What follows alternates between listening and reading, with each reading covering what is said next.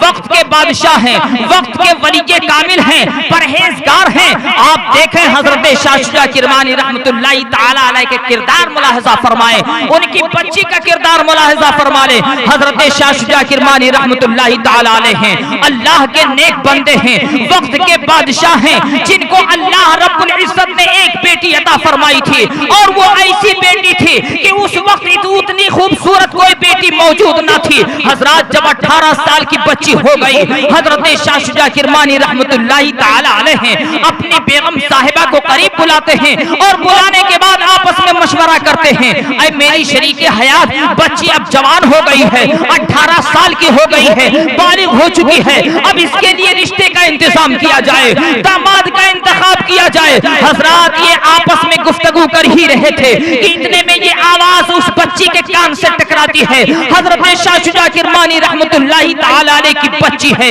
अपने वालिदैन की बारगाह में हाजिर होती है, अर्ज करते हैं मेरे वालिद गिरामी, आप मुझे मालूम है कि मेरे रिश्ते की बात कर रहे हैं, मेरे लिए शौहर का इंतखाब करना चाहते हैं, अपने लिए दामाद का इंतखाब करना चाहते हैं, लेकिन ऐ मेरे वालिद गिरामी, मेरी कुछ अरीज़े हैं, आप कबूल फरमा लीजिए। ठीक है, बेहतर है मेरे रिश्ते का इंतजाम किया जाए, लेकिन ऐसे बच्चे के साथ मेरा रिश्ता होना चाहिए, ऐसे नौजवान के साथ मेरा रिश्ता होना चाहिए कि जो नौजवान दुनियादार ना हो बल्कि मदीने के ताजदार का आशिक हो, नमाजी हो, परहेजगार हो, शरीयत मुस्तफा पर चलने वाला हो। हजरत कुर्बान जाइए, आज हमारे और आपके पास भी बच्चियां हैं, बच्चे हैं, जब बच्चे से पूछा जाता है बेटा बताओ तुम्हारे लिए कैसे लड़की का इंतखाब होना चाहिए, तो बेटा बाप से शर्माता नहीं है बल्कि कहता हुआ नजर आता है, ऐ मेरे वालिद गिरामी, मेरे लिए अगर लड़की का इंतखाब करना है तो खूबसूरत हो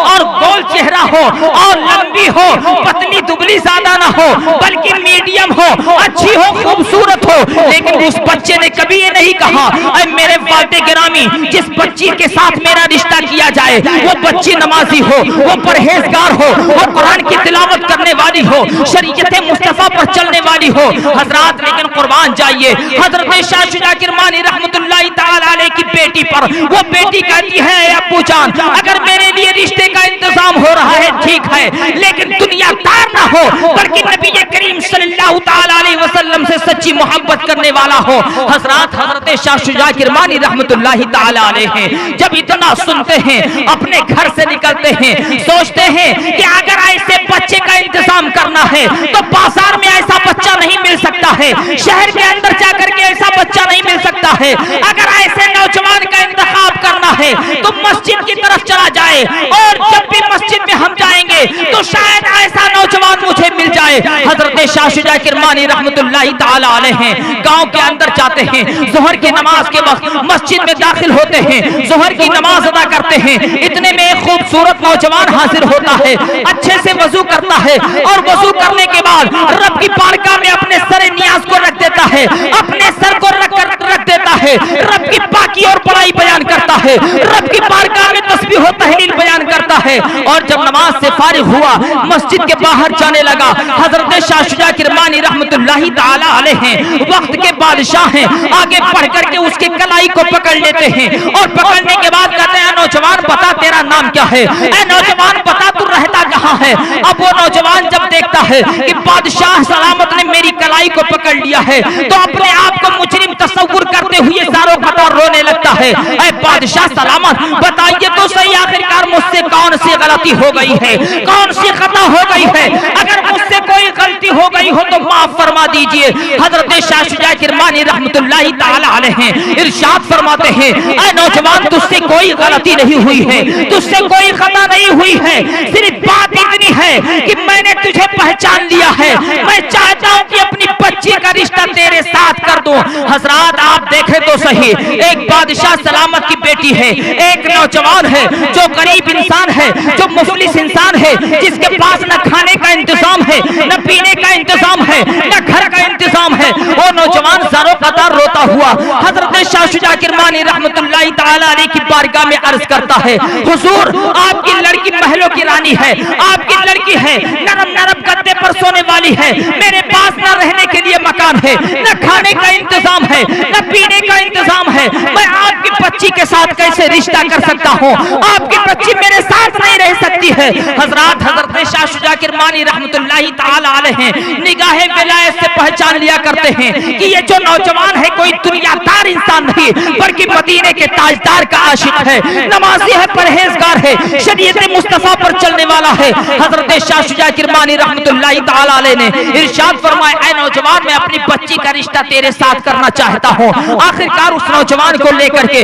हजरत शाह शुजा किरमानी रहमतुल्लाहि ताला अलैह बादशाह सलामत हैं, आप लेकर के अपने घर पर पहुंचते हैं, उसको दूल्हा बनाया जाता है, बच्ची को दुल्हन बनाया जाता है, काजी साहब को बुला करके निकाह कर दिया जाता है। आज हम अपने भाइयों की शादी करते हैं, अपने नौजवानों की शादी करते हैं, अपने बच्चों की शादी करते हैं तो बारात की शक्ल में दिखावे के तौर पर 20-25 गाड़ियां लेकर के जाते हैं ताकि लोग सबसे बहुत अमीर कबीर आदमी है, बहुत मालदार इंसान है, 20-25 गाड़ियां दिखावे के तौर पर ले जाते हैं। आका ने इरशाद फरमाया, ऐ लोगों अगर तुम शादी करते हो तो शादी को आसान बनाओ और बच्ची के घर वालों पर आप बोझ मत डालो, उतने ही बाराती लेकर के जाओ ताकि उसको बोझ ना महसूस हो, उसको कोई परेशानी ना हो। लेकिन हमारा माशरा आज बिगड़ चुका है, हमारे अंदर बहुत बीमारियां पाई जाती हैं, हमारे अंदर आज बहुत सारी बुराइयां पैदा हो गई हैं। आज 200, 250, 300 की शक्ल में बारात लेकर के जाते हैं। हजरत शाह शुजा किरमानी रहमतुल्लाहि ताला अलैह जब बच्ची का निकाह हो गया, अब वो बच्ची है दुल्हन बन करके अपने शौहर के घर जा रही है, नौजवान दूल्हा बन करके आगे अपने घर की तरफ जा रहा है अपने दुल्हन को लेकर के, लेकिन गाड़ी से नहीं जा रहा है, किसी सवारी से नहीं जा रहा है, बल्कि दूल्हा पैदल जा रहा है और पीछे वो बादशाह सलामत की बेटी पैदल जा रही है। हजरत शाह शुजा किरमानी रहमतुल्लाहि ताला अलैह अगर चाहते तो उस वक्त जो सवारियां मौजूद थी हजारों की तादाद में लाइन लग जाती, मगर नहीं। ऐ नौजवानों सुनो, हजरत शाह शुजा किरमानी रहमतुल्लाहि ताला अलैह ने एक सहनो फिक्र दे दिया हम लोगों को, ऐ लोगों अपने पैसे पर अपने माल पर इतराओ नहीं बल्कि उतने ही खर्च करो जितने से तुम्हारा काम चल जाए और बच्ची वालों पर कभी बोझ मत डालो। हजरात कुर्बान जाइए, अब वो दूल्हा है अपने शरीक को हयात को लेकर के जा रहा है और उस जगह पर पहुंचा जहां पर उसकी झोपड़ी मौजूद थी, टूटी फूटी झोपड़ी थी, उसके अंदर टूटी हुई चारपाई रखी हुई थी, मशकीजा रखा हुआ था और जिस तरीके से अपनी जिंदगी गुजार रहा था वो खातून जब पहुंचती है टूटी हुई चारपाई को देखती है, टूटे हुए झोपड़े को देखती है, रब की बारगाह में दोनों हाथों को उठा करके रब की बारगाह में इल्तिजाएं करती है, ऐ मौला तेरा लाख लाख शुक्र और एहसान है कि तूने मुझे झोपड़ी अता फरमाई, तेरा लाख लाख शुक्र और एहसान है कि रात की तारीकी गुजारने के लिए तूने टूटी हुई चारपाई अता कर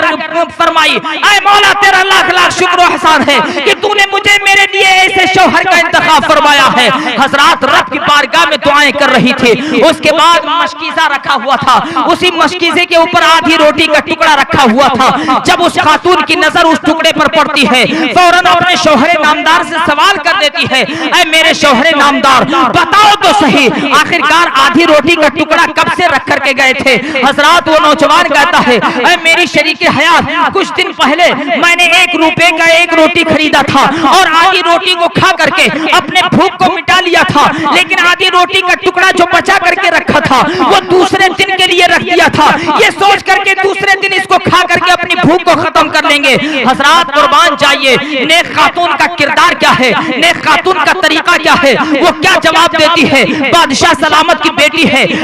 अर्ज करती है, ऐ मेरे शौहरे नामदार अब भी तुम्हारा ईमान कमजोर है, अब भी तुम्हारा भरोसा कमजोर है, अगर तुम रब पर मुकम्मल तौर पर भरोसा कर लेते तो तुम दूसरे दिन के लिए आधी रोटी का टुकड़ा बचा करके न रखते बल्कि उसको भी खा लेते, ये सोच करके कि जिस रब ने पैदा किया है वही रिज़्क अता फरमाएगा। हजरात अब पता चला कि जब शरीके हयात इतना कही, इतना कहती है अपने शौहर से, फौरन उसका शौहर का दिल जगमगा उठता है और तौबा कर लेता है रब की बारगाह में, ऐ मौला मुझसे गलती हो गई है, तू मेरा खालिक व मालिक है, तू रज़्ज़ाक़ है, रिज़्क अता फरमाने वाला है। हजरात अब तौबा करना करने के बाद बीवी और शौहर दोनों एक साथ जिंदगी गुजार रहे हैं। अब कुर्बान जाइए, वो टूटी हुई झोपड़ी है, टूटी हुई चारपाई है। अब वही नौजवान जब फजर की नमाज पढ़ करके जाता था मार्केट में रिस्क तलाश करने के लिए, मजदूरी करने के लिए, इधर वही बादशाह सलामत की बेटी है, उसी झोपड़ी के अंदर वजू करके मुसल्ला बिछा देती है और नवाफिल अदा करती है। नवाफिल अदा करने के बाद रब की बारगाह में इल्तिजाए करती है, ऐ मौला मेरा शौहर गया है रिस्क कमाने के लिए, मजदूरी के लिए, ऐ मौला मेरे शौहर के कमाई में बरकत अता फरमा दे, ऐ मौला मेरे शौहर के रिस्क में बरकत अता फरमा दे। वो नौजवान उधर जाता था मजदूरी के लिए, इधर रोजाना मामूल बन गया, इबादत करती थी, रब की बारगाह में दुआएं करती थी और उस नेक खातून की दुआओं का असर ये हुआ कि परवरदिगार आलम ने उस नेक खातून के दुआओं के बदौलत अपने फजल से अपने महबूब के सदक़े में उस नौजवान, उस गरीब इंसान की दिल की दुनिया बदल दिया करता है और परवरदिगार आलम गरीबी और मुफलिसी से निकाल करके उसको भी बादशाहत अता फरमा देता है। अल्लाह, नारे तकबीर, नारे रिसालत, जश्न ईद मिलादुन नबी, नारे तकबीर। हजरात